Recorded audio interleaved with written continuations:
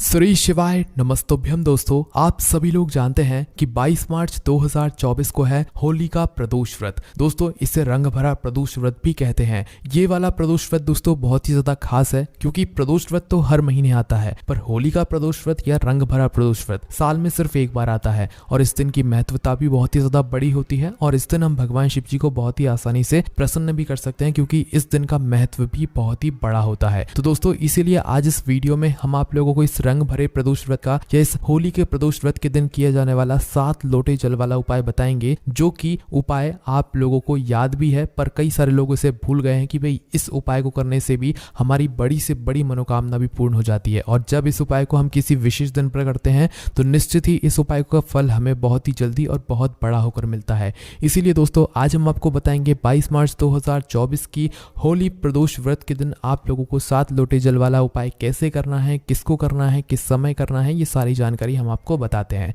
सबसे पहली चीज दोस्तों, प्रदोष व्रत एक ऐसा दिन होता है जो भगवान शिव जी का सबसे प्रिय दिन होता है, और इस दिन का एक समय होता है प्रदोष काल का या शाम का समय, जो कि भगवान शिव जी को बहुत ही ज्यादा अति प्रिय होता है। तो दोस्तों, इसी दिन आप लोगों को करना है ये 7 लोटे जल वाला उपाय। अब करना किसको है? देखो, इस उपाय को घर के सभी सदस्यों को करने की जरूरत नहीं है। घर का कोई भी एक बड़ा मुख्य व्यक्ति इस उपाय को कर सकता है। विशेष रूप से अगर बात की जाए तो घर की जो बड़ी माताएं बहनें हों, उन माताओं बहनों में से कोई भी एक माता बहन इस वाले उपाय को अपने किसी भी प्रकार की मनोकामना पूर्ति के लिए कर सकते हैं, अपने घर परिवार की सुख और शांति के लिए कर सकते हैं, या आपने पशुपतिनाथ का व्रत किया किसी मनोकामना के लिए, किसी काम के लिए आपका वह काम नहीं हुआ, आपने 2-3 पशुपतिनाथ व्रत कर लिए, तो भी आप लोग इस उपाय को करना, या आपकी जो भी बड़ी विशेष मनोकामना है उसके लिए भी कर सकते हो, आपका कोई काम है उसके लिए भी कर सकते हो, अपनी हर तरह की दुख और परेशानी के लिए आप लोग ये 7 लोटे जल वाला उपाय इस होली प्रदोष व्रत के दिन कर सकते हो, क्योंकि इस उपाय को करने से आपको वो फल मिलेगा जिसकी आपने कभी कल्पना भी नहीं करी होगी। तो ये बात आप समझ गए कि इस उपाय को घर की बड़ी माताओं बहनों में से किसी एक माता बहन को करना है।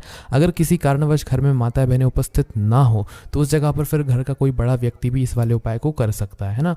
अब बात आती है कि ये 7 लोटे जल वाला उपाय हमें इस होली के प्रदोष व्रत या रंग भरे प्रदोष व्रत के दिन किस समय करना है? सुबह के समय करना है कि शाम के समय करना है? तो देखिए, वैसे तो प्रदोष व्रत का जो दिन होता है, इस दिन शाम का समय, प्रदोष काल का समय बहुत ही सही माना जाता है, उत्तम माना जाता है। पर दोस्तों, इस उपाय में क्या है, शिव जी पर जल चढ़ रहा है और शाम के समय भगवान शिव जी आनंद में बैठे होते हैं, उनका श्रृंगार हो चुका होता है, और कई सारे मंदिरों में शिव जी पर जल नहीं चढ़ाने दिया जाता है। मतलब एक तरीके से श्रृंगार में आनंद में बैठे होते हैं भगवान शिव जी, इस वजह से। तो दोस्तों, इस उपाय को आपको करना है सुबह के समय, शाम के समय नहीं करना है। सुबह के समय कब से कब तक के बीच में कर लोगे? जितना जल्दी हो सकता है उतना जल्दी सुबह इस उपाय को करने की कोशिश करना। बाकी अगर थोड़ा बहुत लेट भी हो जाए, 10, 11, 12 भी बज जाए, तो भी उपाय को कर लेना, कोई दिक्कत वाली बात नहीं है, आपको उपाय का फल जरूर मिलेगा। तो यहाँ पर आपको ये उपाय की सारी जानकारी पता चल गई होगी। अब हम समझते हैं कि इस उपाय को आपको करना कैसे है। तो देखिए, सबसे पहले हम लोग उपाय की सामग्री जान लेते हैं। उपाय की सामग्री को आप लोग थोड़ा ध्यान से समझ लेना, तभी आप लोग उपाय को अच्छे से कर पाओगे। देखो, 7 लोटे जल वाला उपाय है, नाम में ही समझ आ रहा है कि इस उपाय में हमें 7 लोटे जल की आवश्यकता पड़ेगी। ये 7 लोटे जल तो हम ले लेंगे, पर इसके साथ में क्या कोई और चीज़ लेनी है सामग्री में? तो यहाँ पर हम आपको बता दें कि इस उपाय में आपको मात्र एक बेलपत्र की आवश्यकता होगी। और यह बेलपत्र के लिए आप ऐसा सवाल बिल्कुल मत करना कि अगर बेलपत्र ना मिले तो क्या करें, क्योंकि ये उपाय हम आपको पहले ही बता रहे हैं, आप आराम से उस समय तक बेलपत्र की व्यवस्था कर सकते हो, है ना।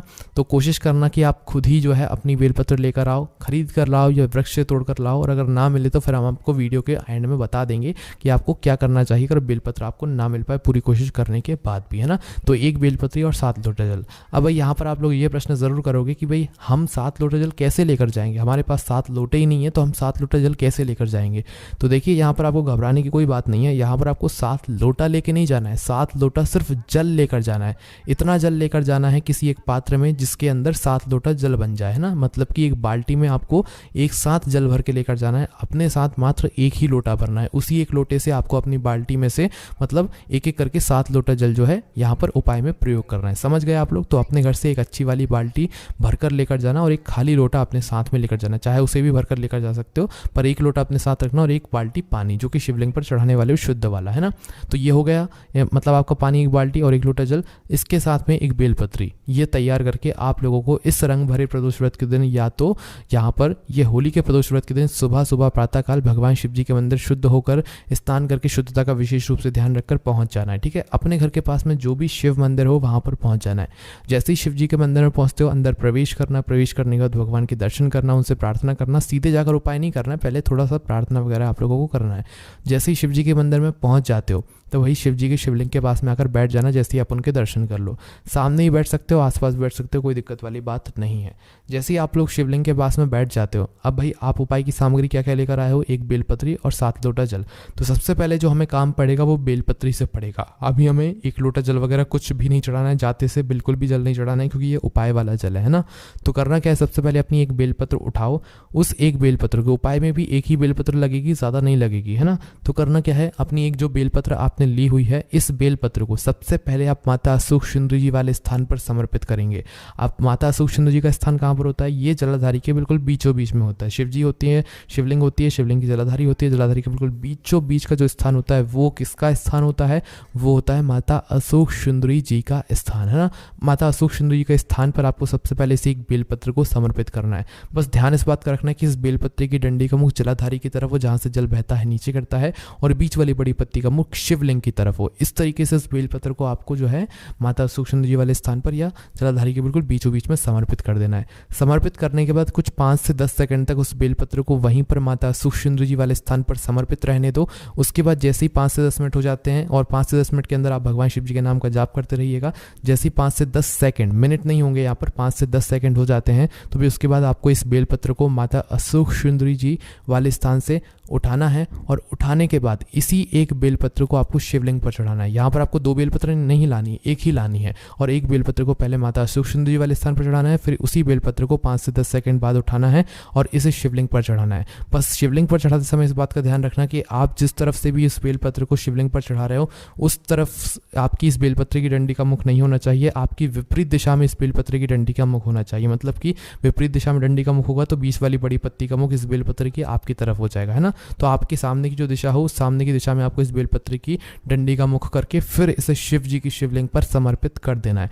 जैसे इस दूसरे नंबर की बेलपत्र को, मतलब दूसरी जो बारी में आप लोग समर्पित कर रहे हो, पहले आपने एक ही बेलपत्र माता अशोक सुंदरी जी वाले स्थान पर चढ़ाई, फिर उसी बेलपत्र को उठाया, शिवलिंग पर चढ़ाया, डंडी का भाग अपनी विपरीत दिशा में करके चढ़ा दिया। इसके बाद में आप लोग अपना वही 1 लोटा जल और एक जो बाल्टी आप भरकर लेकर आए हो उपाय के लिए, वो निकाल लो, ठीक है। अब करना क्या है, जो आप बाल्टी में आप पानी लेकर आए हो और जो लोटा लेकर आए हो, उस लोटे से जो है आप लोगों को 1-1 लोटा जल उसी बेलपत्र के ऊपर भगवान शिव जी के शिवलिंग के ऊपर धीरे धीरे करके एक धारा से चढ़ा देना है। जल्दबाजी में जल नहीं चढ़ाना है। आप ये सोचो कि भाई 7 लोटा जल है, बहुत टाइम लगेगा, नहीं, ऐसा नहीं करना है। धीरे धीरे करके मन और भाव से अपनी चिंता का स्मरण करते हुए, जिसके लिए आप उपाय कर रहे हो उसका थोड़ा बहुत स्मरण करते हुए, फिर आप लोगों को जो है ये जल चढ़ाते जाना है भगवान शिव जी का नाम लेते हुए। तो कैसे चढ़ाओगे, पहले 1 लोटा जल अपनी बाल्टी में से भर लो, या पहले से भरा रखा है तो भाई उसी 1 लोटे जल को शिव जी की शिवलिंग के ऊपर आप एक धारा से धीरे धीरे करके चढ़ा दो। फिर जो खाली लोटा हो जाएगा, फिर भाई अपनी बाल्टी में से दूसरा लोटा जल भरो, फिर इसे शिवलिंग पर धीरे धीरे करके एक धारा से चढ़ाते जाओ, फिर तीसरा लोटा जल भरो, फिर एक धारा से चढ़ाते जाओ, फिर चौथा भरो, फिर 5वां भरो, फिर 6वां भरो, फिर 7वां और आखिरी लोटा जो जल रहेगा वो भरो और शिव जी की शिवलिंग के ऊपर आप लोग चढ़ा दो, ठीक है। शिवलिंग के ऊपर जैसे ही आपका 7 लोटा जल बच जाता है, मतलब 7 लोटा जल पूरा चढ़ जाता है एक एक करके धीरे धीरे करके एक धारा से, तो भाई उसके बाद में अब आपको क्या करना है, उससे पहले ये बात सुन लो कि आपकी बाल्टी में जितना भी जल बचा हुआ होगा उस जल को अब आपको शिवलिंग पर नहीं चढ़ाना है, पूरा सिर्फ 7 लोटा जल ही चढ़ाना है। 7 लोटे से ना कम चढ़ाना है ना ज़्यादा चढ़ाना है। बाकी जो जल बचा हुआ होगा वो आप वहीं पर कहीं पर नंदिया के पास में कहीं पर भी मतलब डाल सकते हैं, उसको अब चढ़ाने की जरूरत नहीं है, क्योंकि 7 लोटा हमने पहले से शिवलिंग पर चढ़ा दिया, उपाय को कर लिया है ना। तो यहाँ पर आपने 7 लोटा जल शिवलिंग पर चढ़ा दिया। जैसे ही चढ़ा देते हो उसके बाद में वहीं पर भगवान से 2 मिनट हाथ जोड़कर बैठकर अपनी वह मनोकामना बोलना, वह काम बोलना, जिस समस्या के लिए आप ये वाला उपाय कर रहे हो, अपनी उस समस्या का स्मरण कर लेना, मतलब कि अपनी मनोकामना बोल देना इस 7 लोटे जल को चढ़ाने के बाद। जैसे ही भगवान से विनती कर लेते हो, मनोकामना बोल देते हो, उसके बाद में आपने जो अब इस एक बेलपत्र को शिवलिंग पर चढ़ाया है, इस एक बेलपत्र को शिवलिंग के ऊपर से उठा लो। क्या करोगे, शिवलिंग के ऊपर से उठा लो। उठाने के बाद भगवान से पहले निवेदन करके, भगवान से प्रार्थना करके, अपनी मनोकामना बोलते हुए इस बेलपत्र को उठाना है, भगवान शिव जी का आशीर्वाद समझते हुए, ठीक है। भगवान शिव जी का आशीर्वाद समझते हुए इस बेलपत्र को उठा लेना है और उठाकर सुरक्षित भगवान से आशीर्वाद लेकर धूप देकर इस बेलपत्र को अपने घर पर ले आना है, ठीक है। अपने घर पर जब आप इस बेलपत्र को लाओगे तो भाई जिस दिन भी आप इस बेलपत्र को ला रहे हो प्रदोष व्रत के दिन, तो भाई इस दिन से इस बेलपत्र को आप अपने घर में या तो 11 दिन तक रखो या 21 दिन तक रखो। आपके पास 2 ऑप्शन है। 11 दिन भी इस एक बेलपत्र को अपने घर में रख सकते हो उपाय वाली को, और 21 दिन तक भी आप इस बेलपत्र को अपने घर पर रख सकते हो। किस स्थान पर रखोगे, जो आपके भगवान वाले स्थान है या जो शुद्ध स्थान है, ठीक है। तो आपको इस बेलपत्र को अपने घर पर लेकर आना है और घर पर ले जाकर किसी भी शुद्ध वाले स्थान या भगवान वाले स्थान पर रख देना है, और या तो 11 दिन या तो 21 दिन, कोई भी एक चुन लेना। हम उदाहरण के लिए 11 दिन लेते हैं।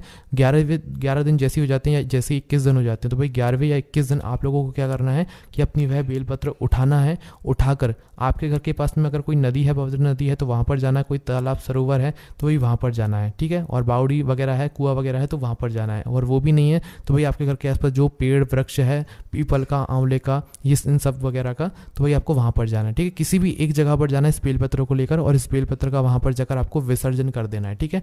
नदी में जा रहे हो तो नदी में करना, किसी भी एक जगह पे जाना है। सरोवर में जा रहे हो सरोवर में, तालाब में जा रहे हो तालाब में, कुआं में जा रहे हो तो, या बावड़ी में जा रहे हो तो वहाँ पर। इसके बाद में अगर ये जगह सभी जगह भी नहीं है तो भाई आपके घर के आसपास जो वृक्ष हो, जैसे कि आंवले का, पीपल का, बेलपत्र का, शमी का, तो भाई इस वृक्ष के नीचे भी जाकर आप इस बेलपत्र का जो है विसर्जन कर सकते हैं। और विसर्जन करते समय भी आप भगवान से प्रार्थना कर लेना, अपनी वह मनोकामना बोल देना जिस मनोकामना के लिए आप लोग अपना यह वाला उपाय कर रहे हो। नदी में कर रहे हो, पवित्र नदी में कर रहे हो, तो इस बेलपत्र का विसर्जन कर देना, वो बहती हुई चली जाएगी। और भगवान से निवेदन कर लेना, विनती कर लेना, और आपका ये वाला उपाय यहाँ पर पूरा हो जाता है। दोस्तों इस उपाय को करने के बाद निश्चित ही आपको इस उपाय का फल बहुत जल्दी और बहुत बड़ा होकर मिलेगा। बाकी दोस्तों इस उपाय करने में अगर आपको कोई भी दिक्कत, समस्या, परेशानी आती है तो उसे आप कमेंट करके पूछ सकते हैं। और हमारे व्हाट्सएप चैनल, टेलीग्राम चैनल और हमारी वेबसाइट के लिंक आपको सारी डिस्क्रिप्शन में मिल जाएंगे, वहां से आप हमें ज्वाइन कर सकते हैं। कोई भी समस्या कमेंट करके पूछ सकते हैं। ओम नमः शिवाय, जय भोले बाबा श्री शिवाय, नमस्तुभ्यम।